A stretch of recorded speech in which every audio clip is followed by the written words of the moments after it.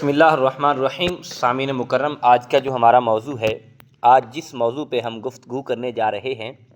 وہ ہے کہ سنت پڑھنے کا طریقہ کیا ہے۔ اب سنت سے مراد سنت مؤکدہ بھی ہے اور سنت غیر مؤکدہ بھی ہے، اور ان میں پڑھنے کا فرق کیا ہے، آج یہ ہم اس بارے آپ کو آگاہ کرنے جا رہے ہیں۔ انشاءاللہ العزیز آپ اس ویڈیو کو سنیں گے تو آپ کو بہت بڑا فائدہ ہوگا اور آپ کے علم میں بہت اضافہ ہوگا۔ ہم اس موضوع کی طرف آتے ہیں کہ سب سے پہلی بات تو یہ ہے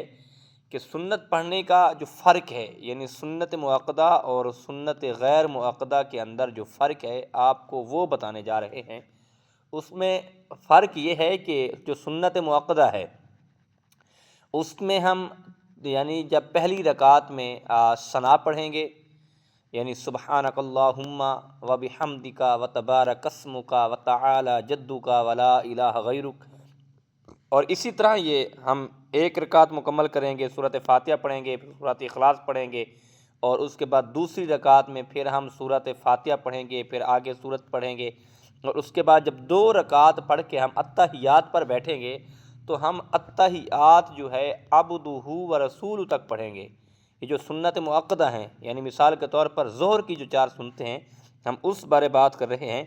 وہ عبدہ و رسول تک پڑھنے کے بعد پھر ہم تیسری رکعت کے لیے جب کھڑے ہوں گے تو ہم تیسری رکعت میں تو پھر سورۃ فاتحہ سے شروع کریں گے، بلکہ ہم ثنا سے نہیں شروع کریں گے،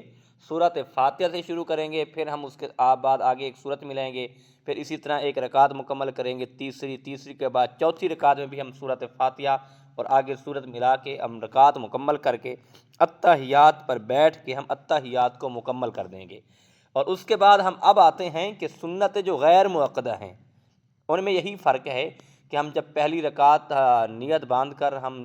پہلی رکعت میں جائیں گے تو پہلے ہم ثنا پڑھیں گے، ثنا پڑھنے کے بعد پھر ہم سورۃ فاتحہ پڑھیں گے، سورۃ فاتحہ پڑھنے کے بعد پھر ہم ایک اور سورت ساتھ ملائیں گے، اور اسی طرح ترتیب کے ساتھ ہم ایک رکعت کو مکمل کر دیں گے، اور جب دوسری رکعت میں کھڑے ہوں گے تو ہم نے پھر سب سے پہلے بسم اللہ الرحمن الرحیم پڑھنا ہے۔ یہ یاد رکھیے گا کہ ہر رکعت میں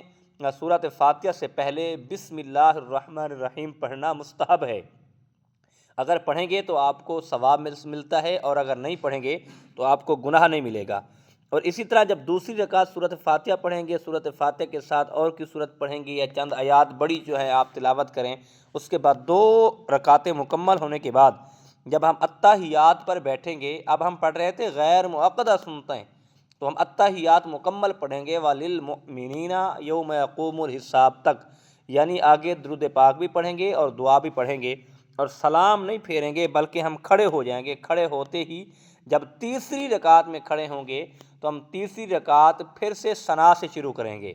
یہ نہیں ہے کہ ہم تیسری رکعت میں سورۃ فاتحہ سے شروع کریں گے، بلکہ ہم تیسری رکعت کی جو ابتدا ہے ہم پھر ثنا سے شروع کریں گے، سبحانک اللہم سے، پھر ہم سورۃ فاتحہ پڑھیں گے، سورۃ فاتحہ پڑھنے کے بعد پھر اسی طرح ترتیب کے ساتھ آگے بھی سورت ملائیں گے، پھر یعنی کہ ایک تیسری رکعت مکمل کریں گے، اور پھر چوتھی رکعت میں بھی ہم سورۃ فاتحہ بسم اللہ پڑھیں گے، پھر بسم اللہ پڑھنے کے بعد پھر سورۃ فاتحہ اور سورۃ فاتحہ کے ساتھ پھر آگے سورت ملا کے اور 4 رکعتیں مکمل کر کے اتحیات پر بیٹھ کر اور اتحیات مکمل کر کے سلام پھیر کے ہم دعا مانگ لیں گے۔